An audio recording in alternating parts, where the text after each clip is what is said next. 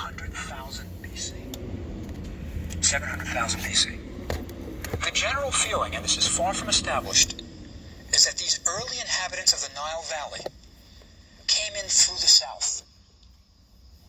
From Africa, of course, but through the south. Now, this was an easy transition for them, these people coming north.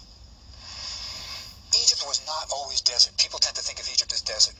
But in 700,000 BC, it was like the Serengeti Plain. You had giraffes, gazelles. It was lush. And the Nile was the kind of corridor you could follow. You had a water supply. So these people came in from the south to the north. Let me emphasize, we don't have their remains. There are no bones of these people, but we have their tools, and we'll talk about that. Now, what were these people like? Well, they had... What's up, good people? So, we start this conversation talking about ancient Egypt and how it all came together, by the numbers. As you heard the professor say, Egypt goes back long time ago, and it wasn't always desert. It was lush. It was crops to be grown. There was animals. Usually, most animals, they migrate according to food supply. When the food supply starts running short, they're looking for other places to go eat. So a creature that's native to one land can be fossilized halfway across the ocean if that's where their food supply is taking them. So these people came in from the south on that note, to the north. Let me emphasize, we don't have... Let's get back to the professor. There are no bones of these people, but we have their tools, and we'll talk about that. Now, what were these people like? Well, they had speech. They could probably control fire. Right?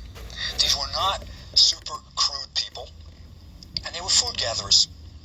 And they had one tool, and only one tool: the hand axe. Now, the hand axe is a tool that is as simple as you can imagine. It's a stone that you hold in your hand, and you use it to smash something that's softer than it. It's not an accidental tool, though. It's not something you just pick up on the ground and use. The thing about a hand axe is it's flaked. It's made to fit the palm of your hand. That's the idea of it. It will fit nicely, won't cut into your hand, and you can use it for smashing things. It's an intentional tool. We can tell by looking at a tool if it's been flaked, and these are clearly flaked. So we have one tool, the hand axe. One of the things I'm going to stress today is how the rate of progress has changed in the world today. From 700,000 BC to roughly 70,000 BC, the only tool is the hand axe. There is no other tool than the hand axe. Now, think about how things have changed in the last 200 years, how much change we've had. Then think about how much change we've had in the last 100 years.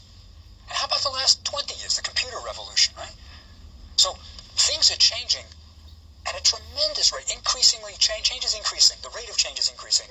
But for nearly 500,000 years, we've got no progress, just the hand axe. Right? Remarkable thing. Now, the next big jump is around 70,000 BC. Around 70,000 BC. We get Neanderthal man coming into the Nile Valley. Now, the word Neanderthal, right, it's German. early prehistoric studies were done in Europe. And the fossils of this man were found in the Neander Valley, and German for valley is a Tal. So it's Neanderthal man is the man found in the Neander Valley. Now, people always use the phrase Neanderthal as if he's, caveman, a brute. But these people were not brutes. They were not. They buried their dead. They cared for the sick. And they developed a little more sophisticated flaking techniques for tools. For example, they now have specialized tools. They have scrapers, which are intended for scraping hides. You can take a scraper, which is only maybe 4 inches long, hold it in your hand, remove the flesh very easily, then remove the hair from the hide, and you've got the beginnings of a garment for clothing. So they've got these specialized tools, right? Neanderthal man is not this brute creature that people think. I mean, for example, if you dressed him up and put him on the subway, you wouldn't notice him. He'd fit right in. He is not what people think. So these are people who are eking out a survival in the Nile Valley sometime after 70,000 BC, right, to around 43,000. And let me say something about where we find these tools. Neanderthal tools, the scrapers, the hand axes, are found in the desert, very often in the desert. What that means is Egypt was much more moist. It wasn't desert when they were making the tools there. They weren't going out into the middle of the desert. So Egypt, the climate has changed considerably, and that's important. Now, our next big shift is around 43,000 BC. We get modern man, us, Homo sapiens sapiens. Let me emphasize that we didn't evolve out of Neanderthal man. Homo sapiens sapiens replaces him, right? There's not enough time for evolution here. But let me say some things about what we did when we did come into the Nile Valley. We fished.